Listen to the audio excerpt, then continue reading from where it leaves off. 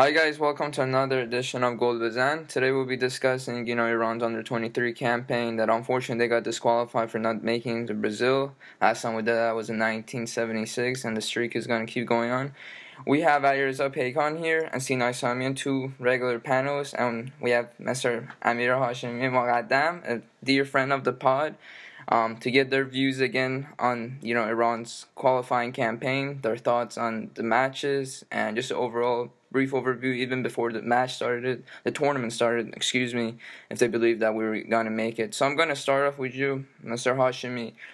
Knowing that, you met with the players, they had a training camp in Holland, and congrats to you, I know your son was part of it too. Could you tell us, with the team that you saw there, the players you saw there, and the players that Hawkboard picked in the tournament itself, and were you surprised? What new things did you see that you didn't see at Holland? Thank you, Pasha.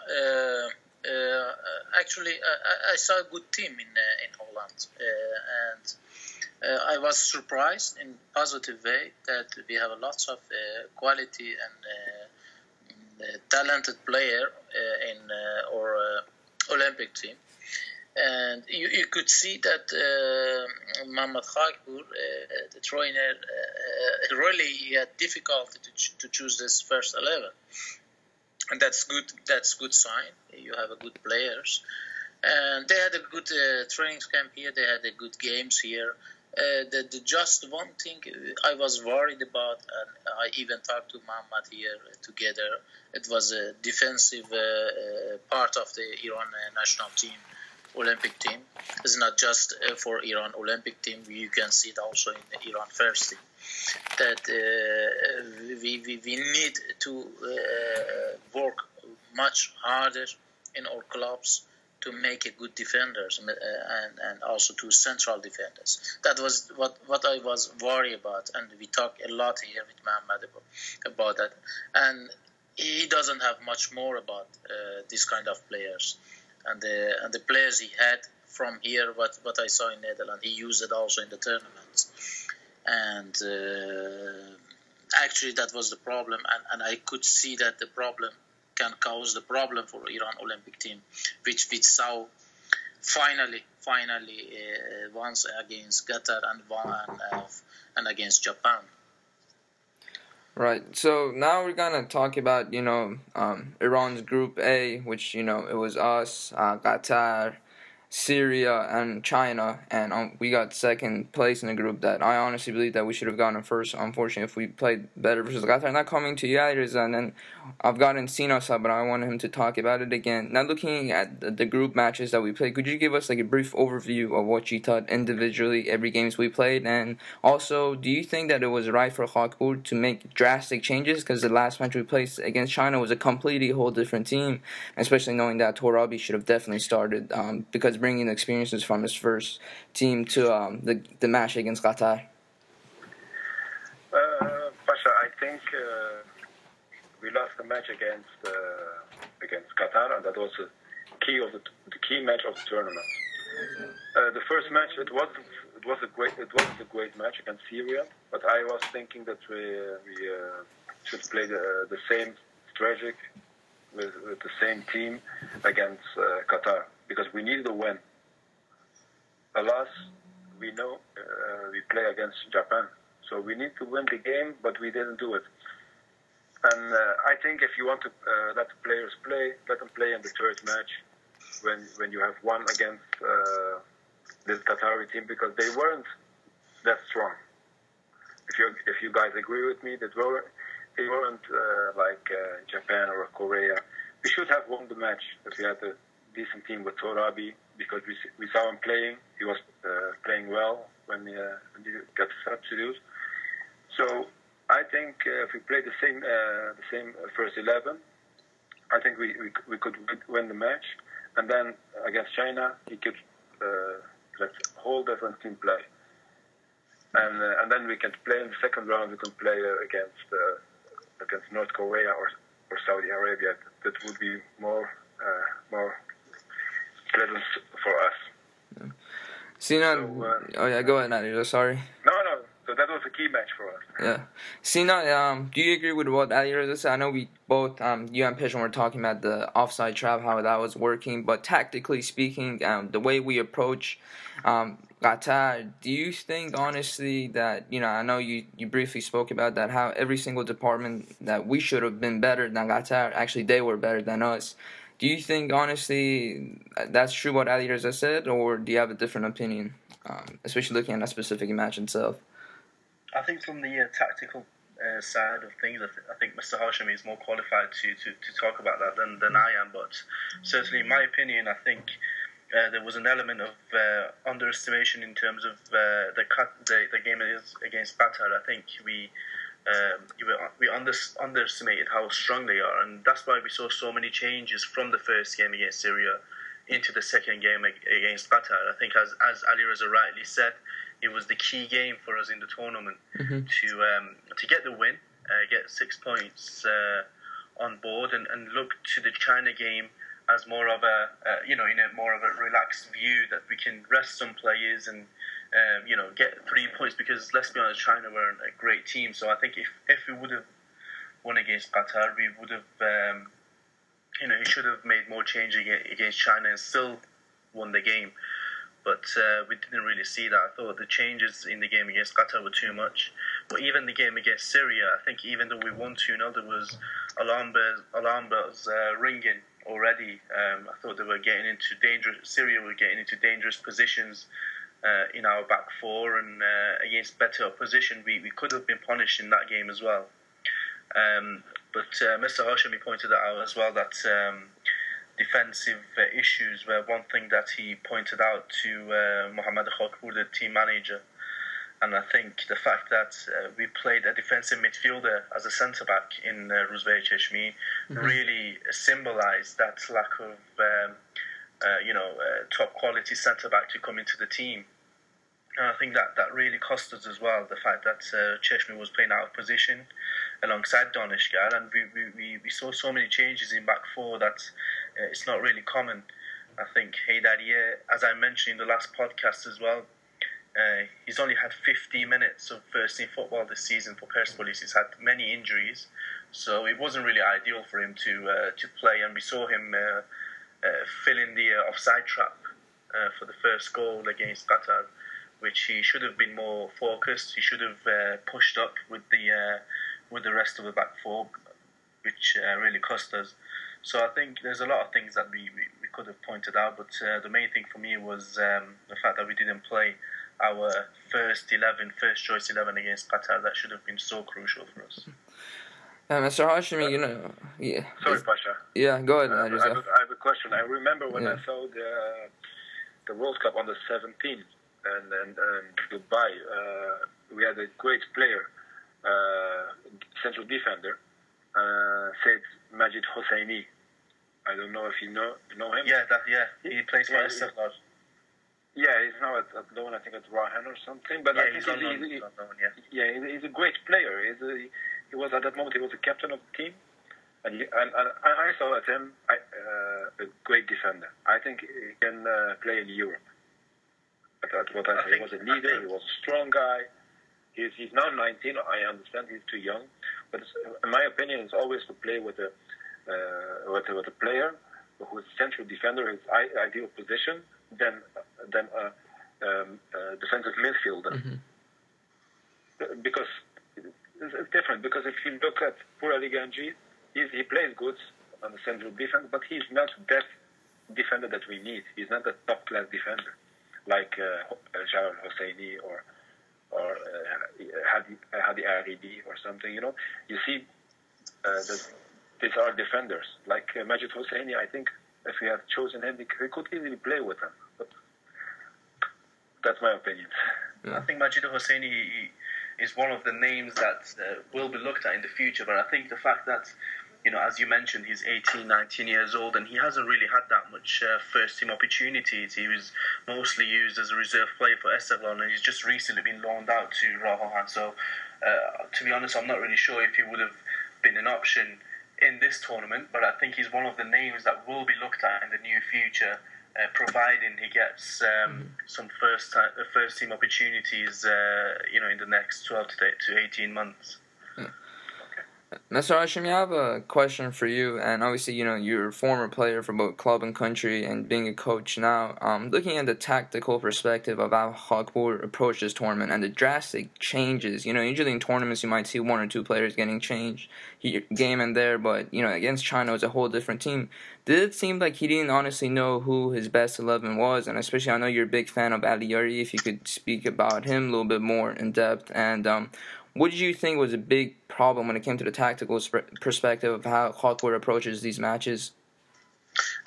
Pasha, every trainer has his own style. He likes something and he will do what he thinks is right.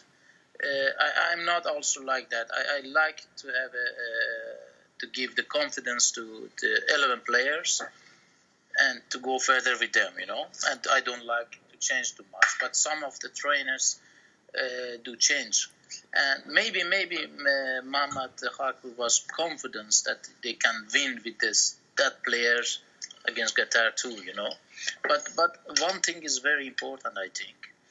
You can change too many players, but you don't have to change the key players. Right. Just an example. Right. You will never let Messi or Ronaldo to sit on the bench, but you can change other players. What I mean. For example, if you have Turabi has to play always. Right. But on the other hand, I think they had enough quality to win also against Qatar. But once more, I understand what you mean with the question. You don't have to change the key player. The key player is really very important for your team. You saw the last 15 minutes of Iran against Qatar. In my eyes, was the best 15 minutes of the tournament for Iran. That's my idea. We played very well last 15 minutes against Qatar, but it was a little bit late to change the result, Yeah. And about the defending side, we cannot do anything about that. We cannot go back again. I have seen Hosseini also in Myanmar in the tournaments. He's a great player. He's very young, good player. But the problem is now we are in Qatar, the tournament, and he have to solve the problem with what he has. Cheshmi, Daneshgar, Kananizadeh, there are three, I think, one more. Muradman, yes. 4 players they can play in the defensive, for example, the central defense. But he tried Kananizadeh right back position. And Daneshgar and Cheshmi, they played most minutes in the central defense. Both are central defenders, which are marker. They can play against the man, not in the zone or in the space. I think the big problem was that. And what I told you before, I think the very, very big problem of Iran was we didn't have the second Arsal al-Mutahari. Yeah. We didn't have another war maker. Someone he can fight, someone he can replace Arsal al-Mutahari. That was the problem. We don't have it in Iran at this moment. I cannot mention any name. He can play as a target man for Iran under 23. Right. Mr. Hashemi, I have another question for you. It seemed like in a lot of matches he was going with a tactical 4-1-4-1. Do you think that was the right approach for these games from your own perspective, knowing the quality we have? Actually, against Qatar, we didn't play like that. Against Qatar, we played with four fixed defenders, with two control players, and these two control players also they came between the four defenders. We had actually six defenders, and we played just with one Arsalan Mutahari on the front against Qatar. And we didn't have any midfielder who can support or target man. But against Japan, I think it was very good tactic. They played. We had in each position extra man on midfield by ball position. Not the moment that the Japan had the ball. At the moment that the Japan had the ball, we had a problem, still lots of problem with the space. But the moment the Iran wants to build up, and Iran had the ball position, we could play very well against Japan. Now we want to discuss about, obviously, we defeated Syria and China, and we advanced to the next knockout stages, but we got second in our group, and we faced Japan, and unfortunately, we lost, but we do know that we played well, and if we did convert those chances, we would even be having discussion, honestly. Looking back at that match and the way we approached it and the way Japan played, what could you give us a brief overview about your thoughts on the match and when it came to extra time and physicality that we lost and the players were worn out? Mr. Hashemi was talking about how Motahari, he's been playing every single game and he's the only striker, and he looked, out of it too. Who did you wanted to see, and do you think that the substitutions he made, Mr. Hakpour, was the right one? We played in 90 minutes. I was hopeful because I saw that Japan was a little bit scared. The chances that we had were really good chances. We should have made them. The thing was with the striker. It concerns me a little bit because also on the Asian Cup under 19, we had the same problem as I told you guys. We don't have physical good strikers to bring in. To play long balls for the header, for the second balls. So that's a problem. And if you look at this striker, I rate him. I love the player in the Iranian League and the Iranian Champions League. He scores a lot. He has a great pace. But the thing about him is how many times is he offside? Yesterday, Iran was a few minutes under pressure, and we played the long balls, and every time he was one-on-one and he was offside. Even they had a corner, and Akhbari, the keeper, had the ball and he shoots it up front, and he was offside. That is something that I cannot understand. If you're playing one-on-one, that is his chance to score and to go on the goal. But he's constantly offside, and he's not moving to the corners, because if you have space, if you're only forward with your pace, you gotta go into the corners for the long balls. But he's standing there, I wasn't pleased with his performance. So I will take him out. He was the one that I will substitute, and even play with Mohammadi in the center forward is for me no problem. But I would substitute him. Sina, what are your thoughts on the final match we had against Japan? Yeah, as Alireza said, I thought it was a very good game. I was, as I said before, I was disappointed with our performances in the group stages, but it was completely opposite in the game against Japan. I thought we played really well. We took the game to them. We had more possession. I think in the stats that came out after the game, we completed more passes. We created more chances. And any other day, I think we could have scored 1 or 2 goals at least, which would have changed the outcome of the game. But football can be cruel sometimes, and I think Mutahari, maybe because, as Alireza mentioned, the fact that he was the only striker and he played every single game, he was a little bit tired. I know Mr. Hashemi pointed that out before as well. So it would have affected his performance. But there are no other options to invite to Team Melli, to Team Omid, because we barely have any young strikers playing in the league. There are a couple of names such as Hossein Fazeli or Reza Chab, but Reza Chab is 18, 19 years old. He's a little too young. Fazeli hasn't really played regularly for Sepahan. So Haku's hands were really tight, and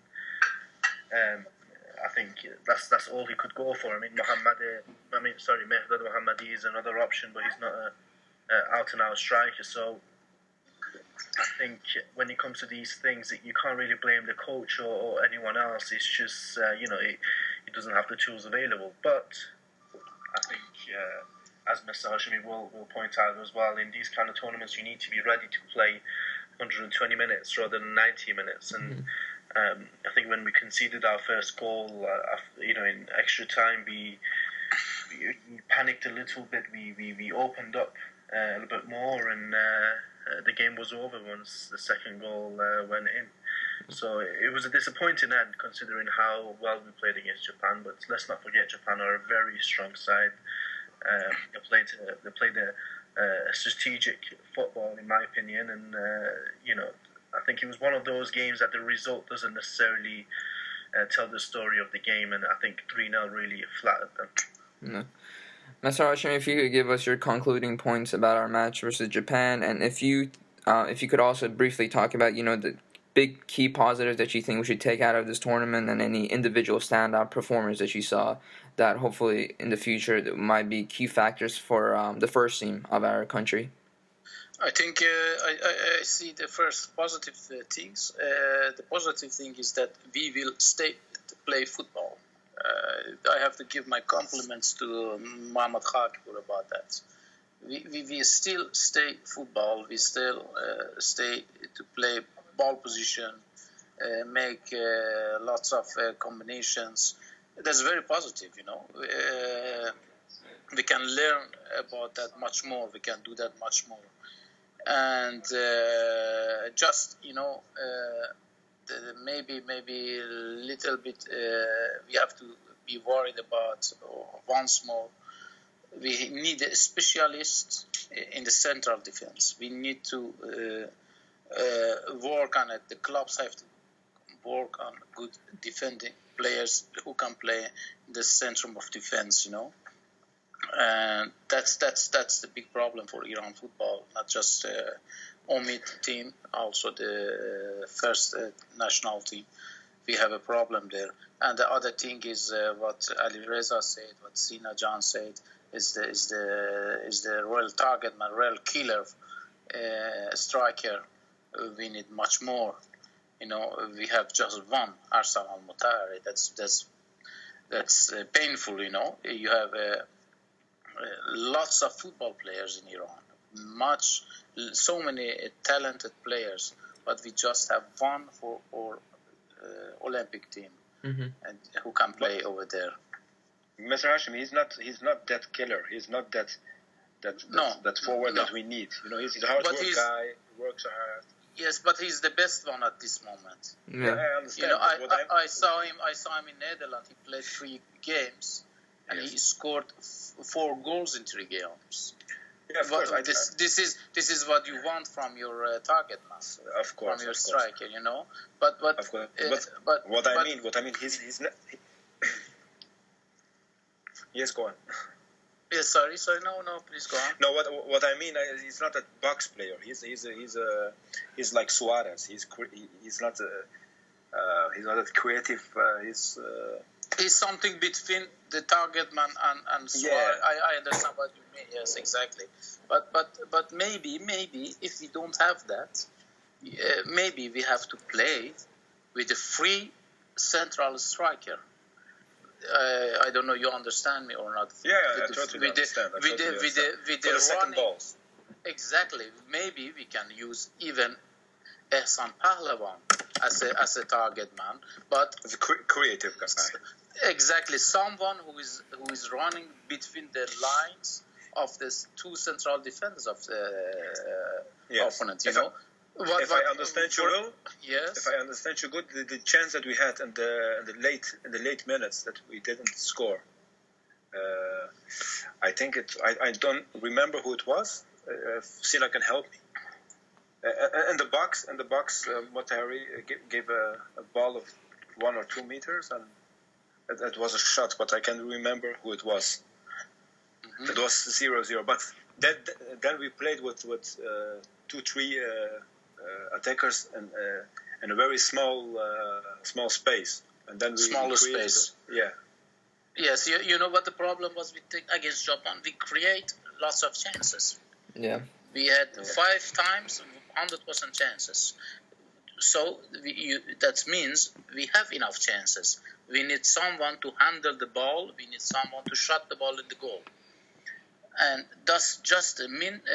I had maybe changed Ehsan Pahlavan earlier instead of Mohsen Karimi, because Karimi is someone who creates chances, but Pahlavan is a player who scores the goals. Right. He has a fast handling. He's very good in smaller spaces. He's very strong in smaller spaces. But this is the difference, You have to think about it if you want to do that or not. Yes, but something else. I played. You were my coach, and we played a lot of tournaments. And the thing I remember that if we had a small time, that you will change your tactics. I remember that you put someone. Fix on front of a defender, was a long defender, and you put him in the forwards position. But we didn't change any tactics. No. We had the plan. We had yes. We had nothing. No, that's not. Once more, I'm telling you, that's the style of the trainer. Each trainer thinks something else. Maybe you could use your own player. They have at that moment, if you are 1-0 for Japan, you could send, for example, Hashemi or other central defenders close to Arsalan Mutahari to pump the balls, to throw the balls to the box, and to force Japan to make a foul, But maybe you could do that. But after 1-0, we had 2 good chances. We didn't score, and second and third goal was very fast in 30 seconds, and it's very difficult to work something that you can come back. That's impossible against that Japan. No, I understand. Very good goalkeeper, but I understand your point. You have to be flexible. I don't believe in plan B, but I believe to changing things, There is no plan B in football. The plan B is, what I understand is to change the game for your side. And you can change it if you do something. Exactly, I understand. You have to do that. And that's the reason I tell you, I had changed Ehsan Pahlavan 15 minutes earlier, and I bring him close to the box because he's very strong in small spaces, and he can score the goal. He's the player in form. By Zobahan is in form, scored many goals. In national team scored many goals. But this is the different. Maybe even you, I think everybody was waiting for 1-1. Mm-hmm. Yes, but unfortunately, we didn't get it. That's concerning. If you look exactly. Yeah. I was. I think it was 2 months ago. I don't remember. I was looking at the World Cup under 17, and Iran didn't play. And now the Olympics, we don't play. Yes. That's really concerning because that's painful. Yes, that's painful. Yes, because I work as an agent, and if I go to the clubs and I'm telling I have the biggest talents of Iran or something, sometimes they are laughing or not in that way, but they are thinking, well, Iran doesn't play because I was. I remember that I was in Olympic Nice. That isn't a big club. I was talking about. A youngster, and Mr. Perez, he was head of the academy, and he was shocked. He said, "What I see in the video, you have good players in Iran. I didn't realize that because I never seen them. I never see them play. Yeah, because yes, exactly. Yeah. They don't play major tournaments. No. And if you don't play major tournaments like the Olympics, if you don't play that, your players is not coming to Europe, so your football is not developing." Mm-hmm. No, exactly. Yeah. So Because you're you're right. You're right. If you have a good tournaments, international tournaments with youth tournaments, Olympic team and the national team, We'll get stronger. and you will be stronger, and you will have much more players in Europe. That's normal. Sina, we had, right now, both gentlemen, they talked about not being unfortunately, we weren't very clinical versus Japan, and we wouldn't be having this discussion. But if you could tell us briefly about some individual standout performance that you saw, and then we have other 3 questions that will conclude this pod. If you could briefly just tell us about who you thought was, your favorite player to watch and you want to see excel in the future. Well, I think, we were talking about this before we started recording the pod, and I said, certainly from what I remember in the last decade or so, this was the best group of players that I can remember, certainly in terms of individual players. I think we could have looked to any part of the pitch and we saw good players. But I think if I had to pick out a couple of names that really stood out, I'd probably have to mention Ali Karimi, certainly one of them. I was a huge fan of him before this tournament. He's a key part of Sepahan in the league. As they won the league last season, he was a regular performer. I think he's very calm on the ball. He's intelligent. I think he could improve in terms of his defensive game when the opposition has the ball. I think he could improve his positioning, but on the ball in terms of spreading the game, passing, I think he's great, and he was a key player for us. He was the centre of every move, every attacking move that we had, and also the goalkeeper Alireza. I thought he was quite good as well. He's been one of the best keepers in the league in Iran this season. He's on loan from Saipa at Traktor Sazi, and he's a huge guy. He's very dominant, and I think that's his his biggest asset. The fact that he can, he's a huge figure. He can come out and catch or punch any crosses coming in, and we saw that in the tournament. There was rarely any danger from crosses until that goal from Japan. So I think he was positive for us. I think given the right. The right guidance and working under the right coaches, I think he can develop to be one of our better keepers and certainly challenging Alireza for the number 1. Not necessarily in the next year or so, but in the near future. Nice. So I think those 2 players I had to I'd mention them as players. They really stood out for me. Yeah. Mr. Hashemi and Alireza, just my final point. If you had to pick one individual player that you actually saw as standout, that you hope to see, who would that be? Just one player. Torabi. Me too. It's the only player that if I went to a European club and I was watching as a scout, and I was thinking, okay, this is a player that could play on my team. Torabi. Yeah.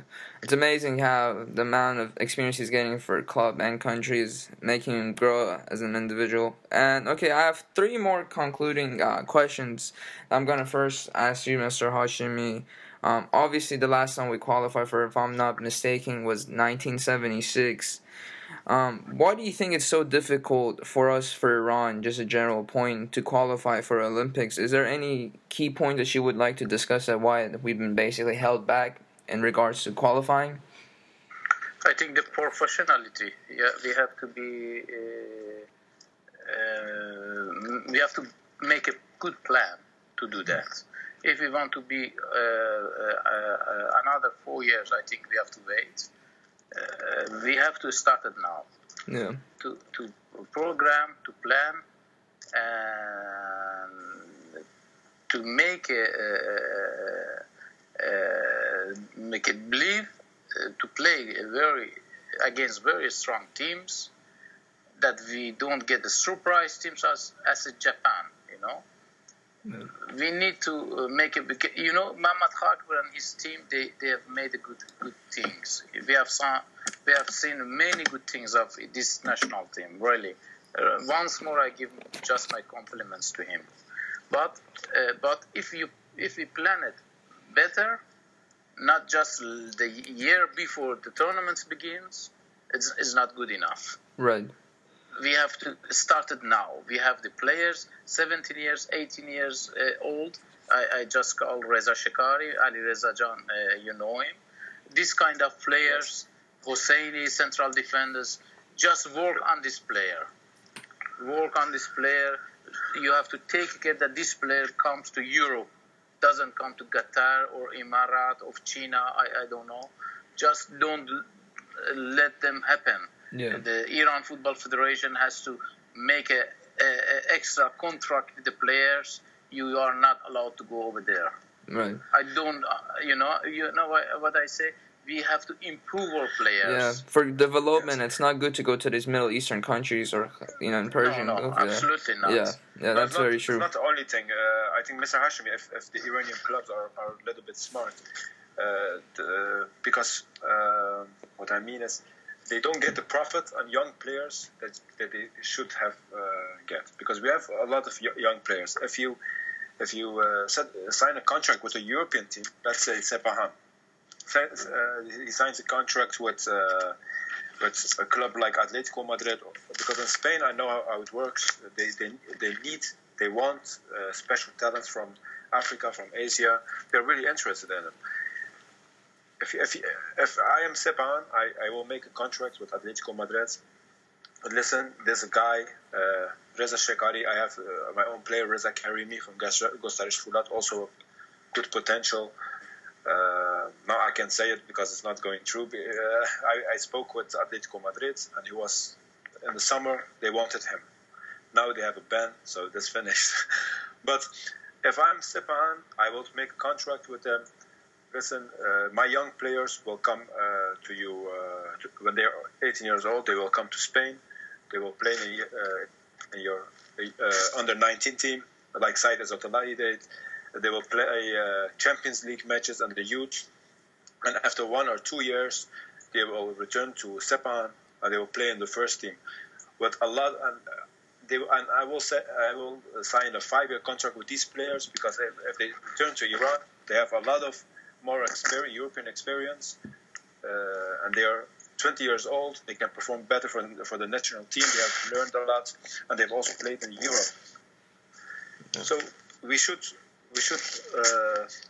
change the way that we are looking into football, because if you look, for example, the guy Hosseini, what I was telling, the player, he has played under 17 World Cup, but he hasn't played a single match in a senior team. So let these guys go and learn, go to European youth teams for experience, and they will return to your team and help you out. Amen. They will grow. They will have that because I don't want to talk anymore about we must change our football. We must improve, because it's not going to happen. In 30 years, it's not going to happen, and still it's not going to happen. If you look at the two major teams, they don't have any youth development that is on a high Asian quality. If you look at Japan, they have it. In Korea, they have it. In Canada, they have it. In South. We don't have that. So sign a short with the European team, send the boys abroad to Portugal or to Spain, and they will return as men. Yeah, there's a lot of, unfortunately, major structure and, grassroots development in our country. We could say they're not football-friendly people. But, Sina, is there any points that you would like to make about why we don't qualify for Olympics, or any main points from your own opinion? No, I think Mr. Hashemi and Alireza really pointed out all the key factors, but one thing I want to say is, these group of players will go on to represent Team Melli in the near future. Of course, it was a disappointing tournament for us. We would have wanted to qualify for Olympics, but for the reasons that we already discussed, this couldn't happen. So I don't think we should really criticize the players to a huge degree because these are young players. They're not, they haven't developed to their full potential yet, and the criticism can really hit them and damage their confidence. And I don't think we really want to see that. So I think the players will take these defeats on the chin. They'll learn their lessons, and I'm sure they'll think about in the coming months of where they went wrong. If there was any individual mistakes, they'll think about it. And I think we should just help them develop from here onwards, because after all, in 4 or 5 years, we'll get to see the same players wearing the Team Melli shirt, trying to qualify for World Cups and the Asian Cups. So I don't know. I don't know if these players are ready to play even in 2 years, 3 years, they are ready to play in the first team. I don't know. I think 4 or 5 of them, but that's it. Yeah, well, I mean, this team, you never know what will happen. Someone who might be sitting on the bench in 3 or 4 years, he might develop more than the ones who started. So, we can't really predict football that much. But as an under three national team, it's safe to predict that most of these players will go on to represent the country, one way or another. So, I think it's important to just help them develop. I have also another question for. I don't know if Mr. Hashemi can answer the question, but the combination of Melli Cohen and Khakpour, because Melli Cohen was also a big name in Iran. He's also a coach. So is that not difficult for Khakpour to work? Because I think because I saw it in Ajax, if you remember, that Louis van Gaal was technical director, and he will always wanted to say, you must let him play. But how was your experience with that? Yeah, Ali Jan, I saw them in Netherlands for 10 days. I even have been with lunch and dinner together with them. And it is a much different relation between Melli Cohen and Khakpour and Van Gaal and Van Basten, for example. There is, I saw lots of respect between these two. Melli Cohen didn't say too much about the technical or tactical thing, just talking with Khakpour about his experience. And Khakpour was also with many respect to him. It was not like that. You think that Melli Cohen is walking around the team. You have to do that, or you have to do that. Yeah, that's what I thought, honestly. That's what I thought. No. Absolutely. Yeah. I can tell you honestly what I saw. It was a very, very peaceful between the combination, exactly. And if some of them talk about something, the other one was very open to hear that, And it was not about, I am the old national trainer, when you have to listen to me. Absolutely not. No. Okay.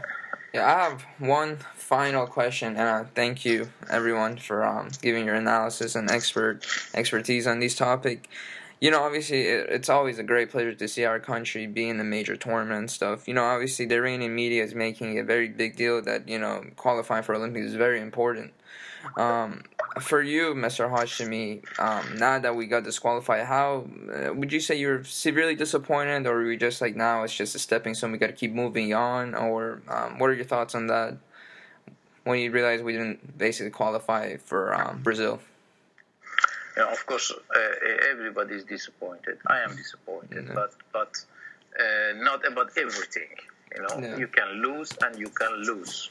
One is you lose everything without any to showing nothing, but we have shown a lot of things, and I think we have to be work harder. We have to concentrate much more. We have to plan much more, and we have to use from everything we have to be 4 years later with a strong team, stronger than this team. In this situation, we have a very good team. I think if we plan much better, we will have a better team in the future. But like you're saying, 4 years. You must take 4 years, not 1 year. 4 years, like of course. Yeah. Of course. But also this is disappointing because 4 years look like too long, too much. But that's the problem. That is the problem in Iran. In Iran, planning is planning for next day. Yes, that's the problem. Yes. But in amateur clubs, Alireza knows much better than me. In Netherlands, the amateur clubs, they know already now which friendly match they will play about 6 months from now. Yes, really. Yeah. Really, but Iran national team doesn't know that yet.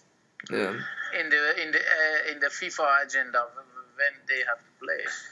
But we have to bring this culture in Iran. Work, please, with planning. Work, please, with agendas. Work, please, with the calendar. Work, please, with a good program. And if we do that, I'm sure. Look like 4 years is too long, but if you close your eyes and open it again, it's 4 years, and we playing again. Yeah. I understand, but I have another question. I think that the federation must act between now and 2-3 months for a new coach, and to search a coach. I don't think in Iran we have. I don't think we have the best coaches in Iran. And you, Mr. Hashemi, you're a few years. You're a trainer. You have played at the highest level. You're a trainer in Holland. You even gave football lessons at the KNVB, this football federation in Holland. So technical, you can be the best of Iran. So why they didn't or they didn't speak with you to go and the coach a team, or did they speak with you? Hello, Osman. Sorry. Yeah. Yeah, I'm sorry. I'm listening. Someone called me. Okay, no problem. I will ask the question. Yes, because it was for you. I said we must act between now and 2 months. Yes. Football Federation, and they will start with a new coach. And I think, in my opinion, the new coach must come from Europe, from the European school, and to work for the next Olympics. And in my opinion, because I worked with you, I know that you have managed football teams in Holland, and that you played on the highest level. You're a teacher in the Dutch Federation. So tactically, you're one of the strongest of Iran that we have. So wouldn't it be great to have you as a coach? That's good to hear from you. Thank you. No, that's not because you're here online or something. But no. We must be realistic. We must be realistic. And I've worked in Iran. I've worked with Iranian coaches, as you know. Also with business, I've done business with them. The idea that I have is this. Yeah, I like to say much better things, but I must be realistic. They don't have the knowledge of the European football. No, I understand. It's not just the European football areas.